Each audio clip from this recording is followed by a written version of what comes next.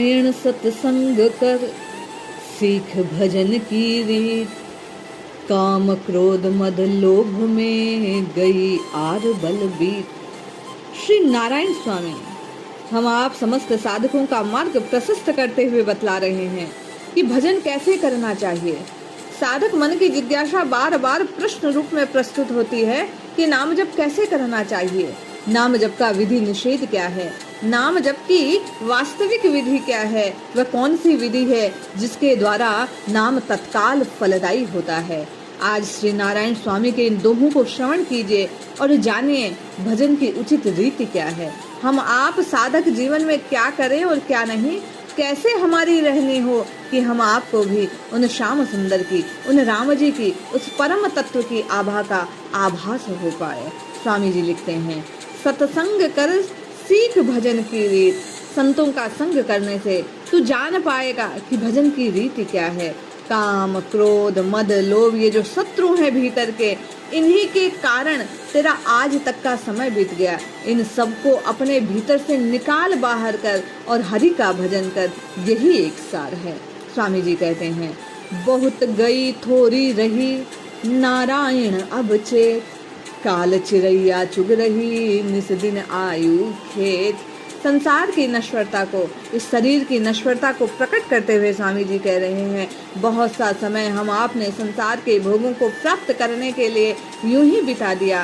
काल रूपी चिड़िया हम आपके दिन रात रूपी खेत को निरंतर चुगती जा रही है, खाती जा रही है। काल के गाल में समाने से पहले हे मन तू राम राम कृष्ण कृष्ण हरि हरि भज। क्यों धन जो बनियो जाएंगे या विधि उड़त कबूर, नारायण गोपाल भज क्यों चाहे जग धूल। हे मन धन यौवन ये संसार की समस्त वस्तुएं जैसे कपूर उड़ जाता है, जलकर उसका अता पता नहीं रहता, और यदि खुला भी छोड़ दो तो धीरे धीरे धीरे वह समाप्त हो जाता है।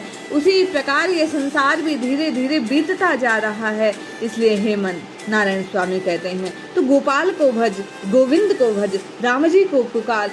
क्यों संसार के भोगों को चाटे जा रहा है, ये धूल के समान है, ये किसी योग्य नहीं, असार है। संसार में सार केवल और केवल एक श्रीहरि का नाम है।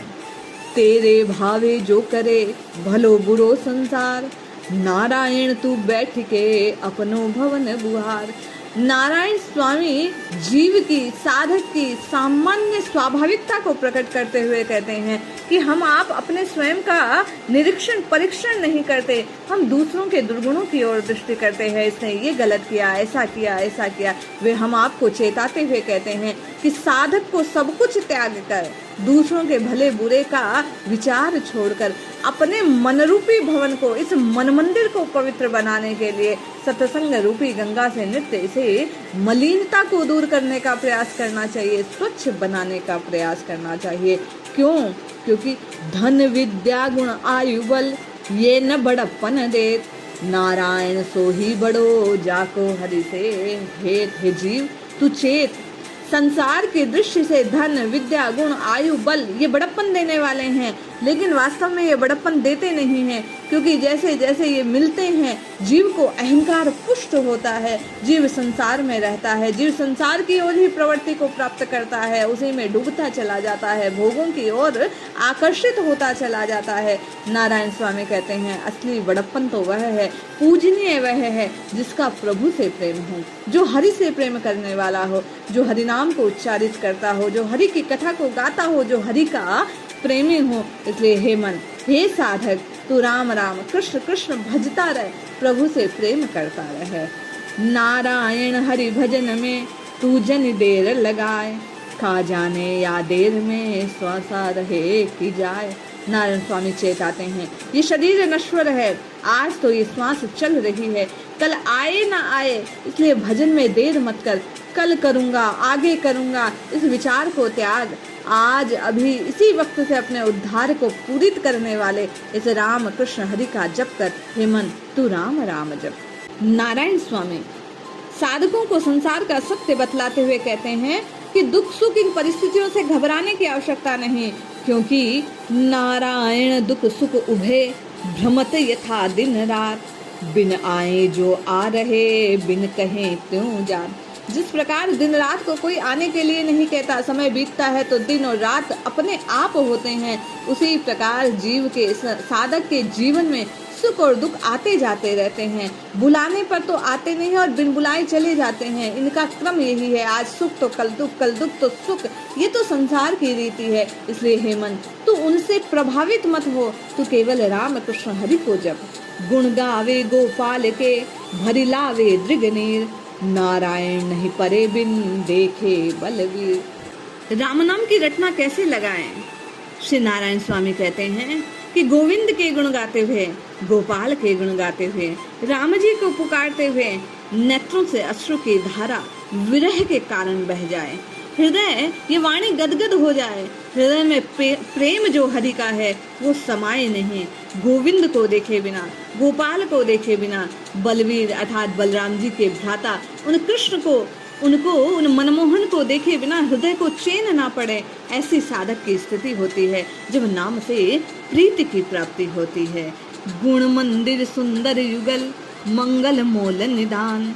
नारायण निज चरण रति, यह दीजे वरदान। साधक क्या मांगे? प्रभु से प्रेम होने पर जब परिपक्व होती है साधना, तो साधक की मांग क्या होनी चाहिए? नारायण स्वामी प्रत्येक साधक को बतलाते हुए कहते हैं कि इस मन रूपी मंदिर में सुंदर युगल सरकार की छवि को विराजित करो। श्री राधे श्याम को, श्री सीताराम को, लक्ष्मी नारायण को, श्री उमा शंकर को विराजमान करो।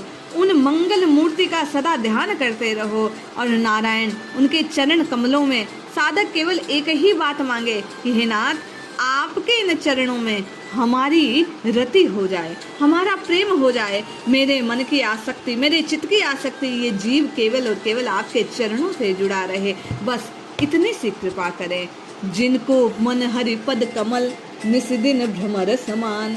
नारायण तिन सो मिले, कभो न होते हान।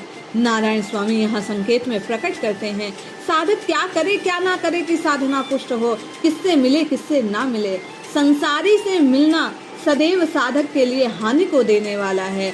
उसी प्रकार संसार से जो विमुख हैं, जो राम जी के भक्त हैं, जिनकी हरि के चरण कमलों में प्रीति है, निस्दिन जिनका मन भ्रमर के समान श्री राम जी के, श्री कृष्ण के, श्री युगल सरकार के चरणों में ही डोलता है, भ्रमर की तरह घूमता है, गुंजायमान होता है।